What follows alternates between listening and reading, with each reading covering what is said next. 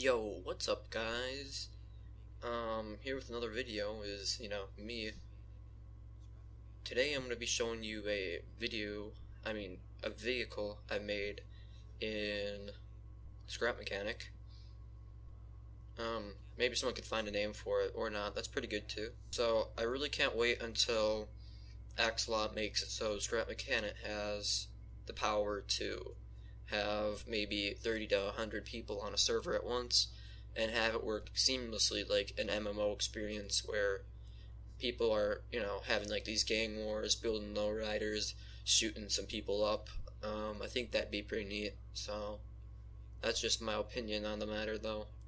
Um, so that's why I'm making these vehicles, so when the time does come, I'll have all of these methods for making vehicles in my head, so it'll be a much more enjoyable experience for me. Maybe in the future you guys can look forward to some devlogs that I might be making on my channel. Not very great at programming yet. I wish to be. I'm not though. I can barely program some Python. That's really all. I understand how it all works. I mean, it's gonna sound really newbie, but yeah, I've been using Scratch to learn about variables and things like that. So yeah, that's pretty much all. It taught me, about arrays and things. I think it was a really useful learning tool, but it's time to step away from the old 6-year-old learning tool and finally grow up and learn some Python. So, if you guys have any suggestions for tutorial series or websites I should go on for good reference, that would be awesome. If you have any tips for, making and publishing your first game, that'd be great too. And I'm aware that Python isn't very great for making games, but, that's what it is. I mean, I can't learn Java yet. I mean, I need more programming language, experience, because as of now, I've been trying to learn Java, and it hasn't been going very well for me, to be honest. Yeah, that's pretty much all I have to say about that. So, yeah, like I was saying before, I can't wait until, there's multiplayer. I think it would be really cool if they made it sort of like a Gmod or Minecraft thing where servers could install, plugins or mods, like in Gmod. Oh my gosh, my voice. Like in Gmod, to where you can wait 3 hours and download one file so you can play a server. Gmod. So more on the suspension. This looks like it really wouldn't work, but it does, trust me.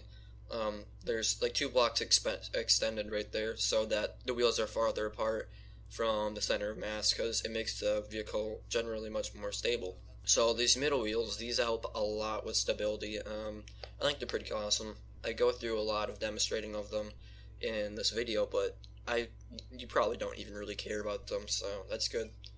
But I just want to let you guys know that I think those pretty cool. They're one off the ground, and that enables it so when you're on a bump, the suspension goes up, and then it uses the middle wheels. So that way it cannot bottom out and hit the middle of the vehicle, which is pretty unlikely considering that the suspension is pretty high off the ground, but I still like it. So these thrusters, what these are for is to just make the vehicle generally stick, better to the ground a little bit. There's 2 in the front, 1 in the back, because I need to add another one. I need to add another one because of the wheels add more weight. Yeah, so this is just me making a crappy example of it. So the reason that the motor is only on, powering the back 2 tires is because the motors are relatively glitchy right now, and for some reason they create lift on the vehicle. So I can have a wheel that's not even touching the ground, but if it's powered by an electric motor, it'll make the vehicle tip over. It's really strange, and I like it. I think it's a cool way to make physics in the game. It just makes it a little bit more difficult to balance out wheels, because you're basically creating power. The more wheels you have power, the more lift your vehicle has, and it'll tip over and tumble more. It's really strange because, like I said earlier, the wheels, they don't even need to be touching the ground, and they still create a lift where your vehicle will tip over. I might create an example of this later, but as of now, you're just going to be watching me demonstrate my boring vehicles. So as you can see now, the suspension is bottoming out because I'm using the thruster feature, and the entire point of the thrusters, like I said earlier, once again, is to make them stick better to the ground, but another feature that they have, which is the main reason that they were originally put on there, is to make it flip over when it's upside down. It really does help a lot. I don't know why. You think it would just make it stick to the ground even more when it's upside down, but it really doesn't. I demonstrated a couple of times in this video. So we're about to lead up to a small demonstration of the power of the vehicle and how well it sticks to terrain. I really do think these thrusters help it stick to the terrain pretty well. They still slide off a little bit, but it's relatively okay. So now we're leading up to another demonstration of how well it can climb up and climb down hills. So one thing I forgot to mention earlier is that I'm using an electric engine, and this is probably an unpopular choice. I don't know. All I know is that I really do prefer the electric engine over the gas engine so far. I think it has a lot more power. They say that the electric engine is just for speed, and that the gas engine is relatively better for if you want power. But I find that the electric engine is really great for speed and also really great for having enough power to climb up hills. The gas engine, I'm not saying that they're liars. I'm sure it does have a lot more power, but it's probably unnecessary, and it becomes a negative effect when it takes so much time for your vehicle to rev up. The acceleration is really low on those gas engines, and I just prefer this electric one where you literally just, you press the button and you're off. So right here I'm about to show the vehicle tipping over. So I get stuck onto this, and then you can't get off, and then that's where the switches come into play. You can turn off the thrusters, and that makes it a lot less sticky to the ground. That makes it stick a lot worse to the ground, so then it just falls right off.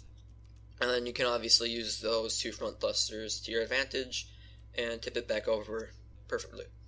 So now I'm about to show everyone some of my other vehicles. I think I'm going to start creating singular worlds for each two vehicles, because in this specific world it's relatively laggy because there's so many vehicles in it, and there's just too many objects, and the game cannot handle it properly. And by the way, this is not how I stored my vehicles. I don't know how this happened. You're about to see me destroy that vehicle right there. And believe me, I don't think this is my specs, because my game should be able to my computer should be able to handle this game perfectly fine. I'll put my computer specs in the description. Not anything great, but I'd like to think that they're good enough to handle a 200 millibit game. Or byte, whatever you want to call it. So if we just observe this vehicle real quickly, we got a cool little radio and a duck. But the purpose of this vehicle is to, once again, just go on, well, not once again, is just to go on flat areas. That's the only purpose to that one. And this is the original vehicle. Now, there's three variations of this vehicle I'm showing you right now. The one that we just looked at before this, and the one before that, which was the final evolution of it, basically, because I just got done making it, and then I recorded this video. So, this one has a gas engine. There's not much to it, really, except the turning mechanism. I think I did a pretty good job with the turning mechanism in this specific one, which is the first one, by the way. That's why it sucks. It tips over all the time, and it has a parking mechanism, just in case you're feeling fancy. You can use it to tip over too, but, to tip you over the right way, but it's okay. So, the vehicle on the first world I showed you is not completely furnished. I'm going to add a couple ducks to it, probably. Maybe a radio. I like listening to the radio. I don't know if that's just me, though. Probably is. So, the design with these vehicles is it was supposed to look like a buggy. A tiny bit like an RC car. I like that. I like the way it looks. I like the two lights on the front. It just reminds me so much of a little buggy. Something that you would use to just drive through an environment very similar to the one I'm on right now, where it's just flat with small bumps, just as transportation. So I think the reason this car tips over so much is because it's long and skinny, and that's not generally a very good idea for making a car, but that's what these buggies look like. So I could have lowered the speed on this, but the whole point of it was to be fast. I wanted a fast car so I could get away from stuff fast. You know, I don't want those farm bots to eat me up, right? So that's the whole point of this car. Now, another thing that a lot of people won't agree with is my material choices for this car. I made it of cement, which is heavier than wood, and I'm not sure if many people are aware, but in this game, there is different weights, and it can make you slower if your vehicle is heavier. And this car probably would be faster if it was made out of wood, and I know there's an emphasis on the speed of this car earlier, but I can't handle the way wood looks. I just don't like it. I think cement just looks so much more clean. It looks overall better, and aesthetics do play a very big role for me, as you can see by that ducky, which is obviously very fashionable. I know, I'm a hipster. So it's pretty useless, but there's a huge step from this car to the third one, and in between that step there was this car right here. And from this car, what I learned is that it's not always bad to have a long and skinny car, because if you have thrusters, you can just counteract that, because you're sticking to the ground, as I would never stop saying earlier when we were on the first world. So as you can see, it is a little bit wobbly because it's literally 4 blocks thick, but I still love it.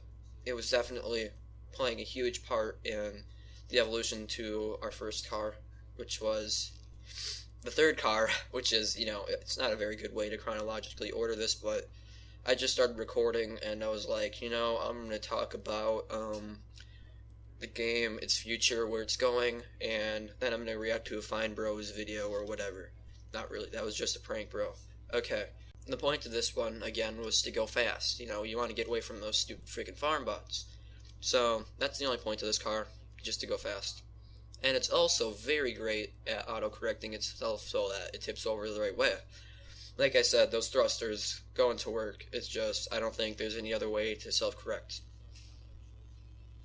So now I'm going to give you guys a tiny little bit of a teaser for something I'm going to show in another video called my clock. Now, I think you can hopefully assume what it does. I'm not going to go too in-depth with the mechanics of it right now, but as you can see, I'm going to show the wiring soon, and yeah, you can probably tell there's some motors in there, some controllers, hopefully. Just wait, I'm going to show it. There it is. Okay, so there's some sensors. As you can see, there's a room back there with, different things in there. I'm not going to say. Most of this building is just empty space, but I wanted to make it a box, so I did. And I'll see you guys later.